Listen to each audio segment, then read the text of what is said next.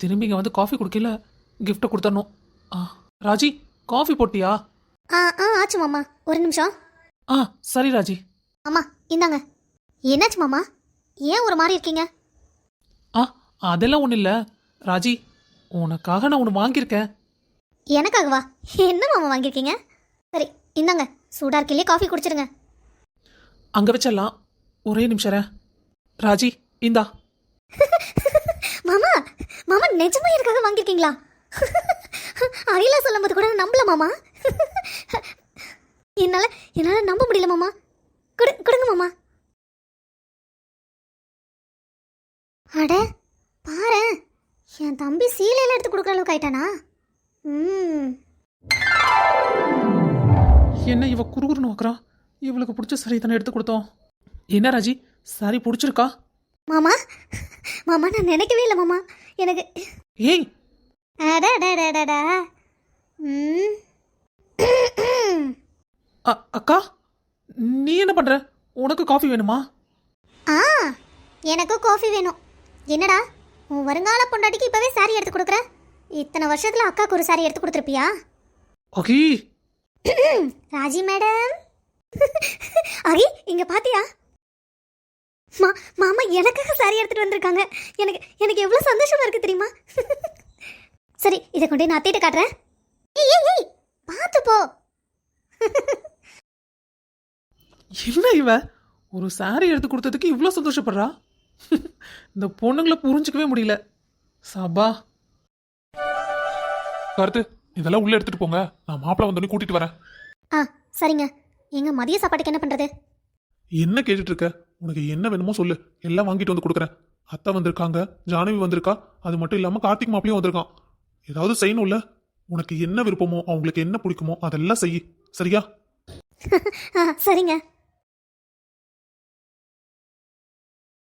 மாமா, பூஜை நல்லபடியா முடிஞ்சுது. சரி, எனக்கு காலேஜுக்கு டைம் ஆச்சு, நானும் அப்படியே கிளம்புறேன். என்னது, கிளம்புறீங்களா? அதெல்லாம் முடியவே முடியாது, இருந்து சாப்பிட்டு தான் போகணும். வாங்க உள்ள. இல்ல மாமா, நான் இன்னொரு நாள் வரனே. அதெல்லாம் முடியாது, கண்டிப்பா இருந்து சாப்பிட்டு தான் போகணும். கார்த்திக், இப்பதான் ஃபர்ஸ்ட் டைம் வீட்டுக்கு வரீங்க.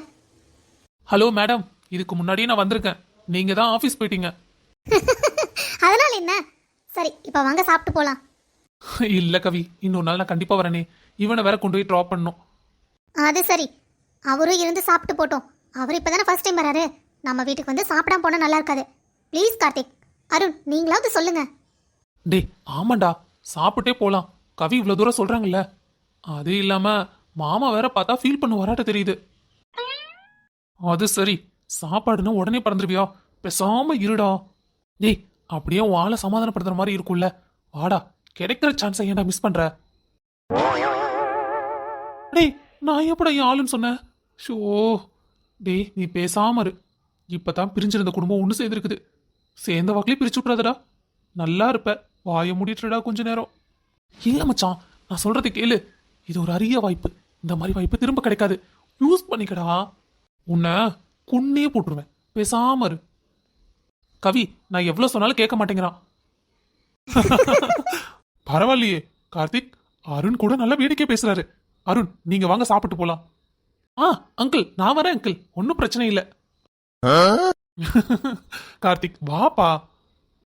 மாமா, நீங்களும் கவியும் தான் வா வாங்குறீங்க. அங்க பாருங்க, பவி வாயவே திறக்கல. ஒரு வேளை நான் வரது பவிக்கு பிடிக்கலையே என்னமோ.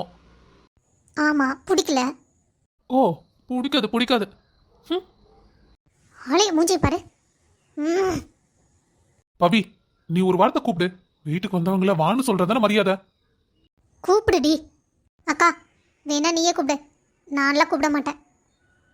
அது சரி, என்னதான் இருந்தாலும் உனக்கு ரொம்ப பிடிக்கும்னு சொன்னல, பரவாயில்ல கூப்பிடுடி. சும்மா என்ன காண்ட ஏத்திட்டே இருக்காத.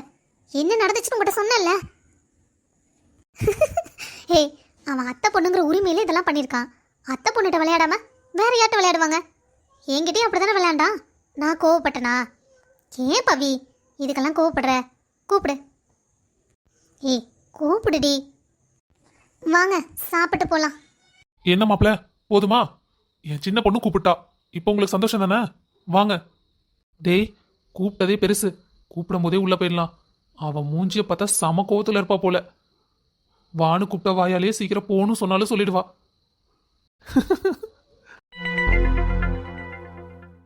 கார்த்திக்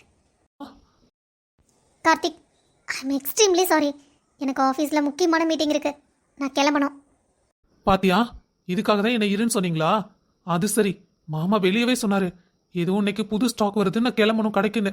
இப்போ நீ ஆஃபீஸ் கிளம்பணுங்கிற, அப்ப நான் இங்கிருந்து என்ன பண்றது? பேசாம நானும் கிளம்புறேன். ஏன் நான் ஒரு திருக்க இவனுக்கு கண்ணு தெரியாதா? எங்கள் அக்காவும் எங்கள் அப்பாவும் மட்டும்தான் கண்ணுக்கு தெரியுறாங்க. அடிப்பாவி, பொறாமப்படுறியா? ம். ஆ, மாமா கடைக்கு போறேங்கிறாரு, நீயும் ஆஃபீஸ் போயிட்டா நீ இரு, நம்ம ஜாலியாக ஏதாவது பேசிட்டு இருக்கலாம். பாத்தியா, நீ அவனை வக்காலத்தை வாங்கி பேசினல்ல, இப்போ பாரு எப்படி பேசுறேன்னு பாத்தியா? இதுக்கு தான் நான் சொன்னேன் பேசாம அப்படியே கிளம்பட்டுன்னு. நீ தான் கூப்பிடுன. லூசு, அவன் உன்னை வெறுப்பேத்துறதுக்காக எங்கிட்ட ஜாலியாக பேசுறான். உனக்கு இது கூட புரியலையா? ஆனா நீங்க 2 பேரும் இருக்கீங்களே, அப்பா சாமி. கவி மூஞ்சிலே இப்பதான் சிரிப்பை பார்க்க முடியுது. இந்த கார்த்திக் தம்பி கடைசி வரைக்கும் கவி கூடயே இருந்தா கவி இன்னும் சந்தோஷமா இருப்பா. கார்த்திக், போதும் உன் விளையாட்டு. நான் என்ன விளையாண்ட? இல்ல நான் சீரியஸா தான் சொன்னேன். நீ இரு. பவி, நீ வேணா காலேஜ் கிளம்பு.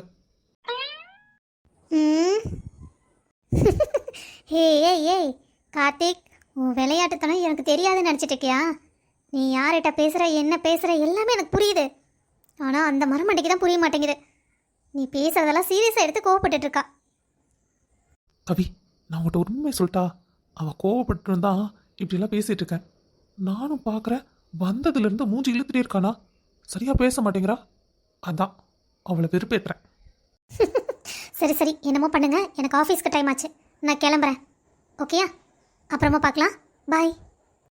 பாய், பார்த்து போ. சரி கார்த்தி. பவி, போய் மாப்பிள்ளைக்கும் அருண் தம்பிக்கும் காஃபி கொண்டா.